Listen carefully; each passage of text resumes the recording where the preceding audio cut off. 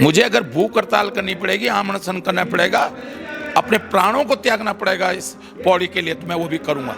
अगर सरकार बोर्ड में कोई गड़बड़ी हुई तो किसने की? भाजपा सरकार ने की ना। भाजपा मंत्री के रूप में अगर कोई पाप मैंने किया तो वो भाजपा के खाते में चला गया। इसलिए तो मैं, जैसे वो धुल रहे हैं ना, क्या बोलते हैं वो, कौन सी मशीन है? Washing machine.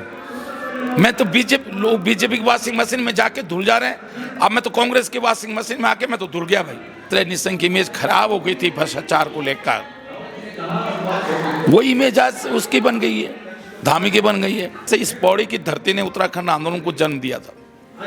और आज पौड़ी में मैंने जब श्रीनगर में प्रेस कॉन्फ्रेंस की और कहा कि भाई डीएम कमिश्नर पौड़ी नहीं बैठ रहा है, मंडल के अधिकारी पौड़ी नहीं बैठ रहे हैं, तो 4 दिन के लिए आया कमिश्नर और उसके बाद फिर गायब हो गया। 4 दिन आया फिर गायब हो गया। तो ये आज सबसे ज्यादा उपेक्षा अगर कहीं किसी की हुई है राज्य बनने के बाद तो पौड़ी की हुई है। और कांग्रेस इस लड़ाई को लड़ेगी, हम गैरसैंण की लड़ाई को भी लड़ेंगे, लेकिन हमारे लिए पौड़ी की लड़ाई भी पहले है कि भाई पौड़ी मुख्यालय में मंडल के अधिकारी क्यों नहीं बैठ रहे हैं। और मैं इसके लिए बहुत बड़ा जन आंदोलन खड़ा करूंगा। मुझे अगर भूख हड़ताल करनी पड़ेगी, आम अनशन करना पड़ेगा, अपने प्राणों को त्यागना पड़ेगा इस पौड़ी के लिए, तो मैं वो भी करूंगा। लेकिन मैं यहाँ मंडल के अधिकारियों को पौड़ी बैठा के रखूंगा। अभी एक कैग की रिपोर्ट आई है। कैग की रिपोर्ट में सन्नी कर्मकार जो बोर्ड है उसमें एक बहुत बड़ा खुलासा कि बहुत बड़ा अनियमितताएं हुई है और भारतीय जनता पार्टी के लोग कहें कि उस समय हरक सिंह रावत मिनिस्टर थे। तो सब बीजेपी, मैं तो बीजेपी सरकार में मिनिस्टर था ना। अगर उसमें कोई अनियमितताएं हुई हैं तो वो तो इन्हीं अधिकारियों ने की हैं, इन्होंने किए। मंत्री के लेवल पर और अध्यक्ष के लेवल पे ये डिसीजन नहीं होते। जैसे पाकरो टाइगर सफारी में जबरदस्ती मेरा नाम डाल दिया गया, भाई काम तो अधिकारियों का है, ये काम तो अधिकारियों का है। ये भाजपा के विधायकों ने किया होगा। मैं इसलिए कह रहा हूं कि अब क्योंकि अगर मैं आज भाजपा में नहीं हूं, उस समय अगर सरकार बोर्ड में कोई गड़बड़ी हुई तो किसने की? भाजपा सरकार ने की ना। उस समय मैं भाजपा सरकार का मंत्री था ना। वो तो भाजपा सरकार के कहे, अगर मैंने गड़बड़ी की तो जब तक मैं मंत्री था मुझे हटाया क्यों नहीं मंत्री पद से? 16 जनवरी को हटाया ना, जिस दिन 8 जनवरी को 2022 को 8 जनवरी को आचार संहिता लग गई थी। 16 जनवरी को हटाया ना मुझे। पूरे 5 साल में श्रम मंत्री रहा ना। अगर गड़बड़ हुई थी तो तब क्यों नहीं करा? आज अगर मैं कांग्रेस में भाजपा में होता है तो तब तो सब ठीक था।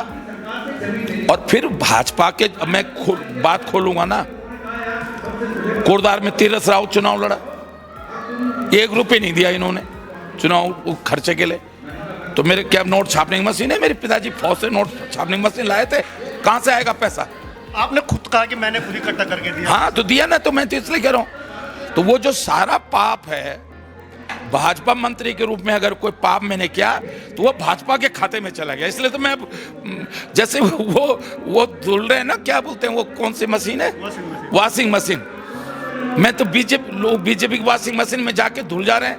अब मैं तो कांग्रेस की वॉशिंग मशीन में आके मैं तो धुल गया भाई, क्योंकि मैंने वो पाप भाजपा के खाते में छोड़ दिए। आज आपने बताया कि हरक सिंह रावत ज्योतिषी भी है और आपने मुख्यमंत्री का हाथ भी देखा। हाँ मैं बता रहा हूँ आज आपको, वो 5 साल पूरा नहीं रहेगा, मैं बता रहा हूँ। वो उसको नहीं रखेगी भाजपा, मैं बता रहा हूँ। मैं तो धामी से कह रहा हूँ भाई, ये तो अच्छा काम कुछ कर ले, जाते जाते लोग कम से कम तुझे याद करेंगे। नहीं तो तेरे खाते में जाए, जैसे निशंक के खाते में है ना। निशंक कुछ भी बन गया हो, सेंटर में मिनिस्टर बन गया हो, प्रदेश का मुख्यमंत्री बन गया हो, लेकिन निशंक पे जिस तरह निशंक की इमेज खराब हो गई थी भ्रष्टाचार को लेकर, वो इमेज आज उसकी बन गई है, धामी की बन गई है। क्या गारंटी है कि हरक सिंह रावत दोबारा भाजपा में नहीं जाएंगे? अगर भाजपा, देखिए मैं हमेशा, देखो मेरी एक आदत है, मैंने कभी भी मैं भाजपा में तब रहा जब भाजपा कोई नाम लेने वाला नहीं था। चंद्रमोहन सिंह नेगी मुझे पौड़ी से 89 में चुनाव दे रहे थे जनता दल से, मैं एमएलए 89 में हो जाता। मैंने कहा नहीं, मैं तो भाजपा में रहूंगा। मैंने दल कभी जो है लाभ के लिए नहीं बदले, परिस्थितियों ने बदलवाए मुझसे, परिस्थितियों ने बदलाए। अगर मैंने यहाँ पौड़ी में जब मैं बीजेपी से विधायक था और मैंने उत्तराखंड आंदोलन को अगर सपोर्ट किया, उस समय लोगों ने कहा नहीं भाई रावत जी आप पार्टी छोड़ दो, राज्य की लड़ाई लड़ो। मैंने तब उत्तराखंड जनता मोर्चा बनाया जो गैर राजनीतिक संगठन था। उसके दम पर मैंने जो है भाजपा मैंने छोड़ी और उत्तराखंड संघर्ष मोर्चा बनाया।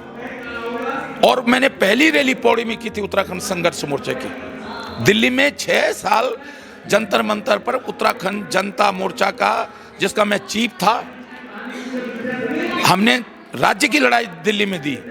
यूकेडी ने उतनी लड़ाई नहीं लड़ी दिल्ली में राज्य की जितनी हरक सिंह रावत, जिसका चीफ हरक सिंह रावत था, उत्तराखंड जनता मोर्चा। तो मैंने जब भी मैं 97 में मायावती को पौड़ी डीएम ने यहाँ बहुत भ्रष्टाचार कर रहा था। उसने जो उसके नाम पर गाड़ी आवंटन थी उसने अपने पिताजी को दे रखी थी हरिद्वार में। जब मैं इस बात को मैंने उठाया तो डीएम ने मेरे खिलाफ मुकदमे कर दिए। मैं उसके खिलाफ आमरण अनशन में बैठा। उसको हटाने को लेकर जब मैं मायावती पे गया तो मायावती ने कहा राव जी मेरे साथ आ जाओ। फिर मैंने भी सोचा यार हरक सिंह तेरी राजनीति खत्म होगी लेकिन उत्तराखंड को कुछ मिल जाएगा। और अगर मैं बस में नहीं गया होता उस समय तो श्रीनगर तहसील नहीं बनी होती, गैरसैंण तहसील नहीं बनी होती, बागेश्वर चंपावत जिला नहीं बना होता, रुद्रप्रयाग जिला नहीं बना होता, उधम सिंह नगर जिला नहीं बना होता, ऋषिकेश विकास नगर तहसील नहीं बनी होती, बैड़ाखाल इंटर कॉलेज ये जो हमारा नयाल जी का है, उस इंटर कॉलेज को मैंने मायावती जी से यहाँ कोडोला मैदान में घोषणा कराई थी।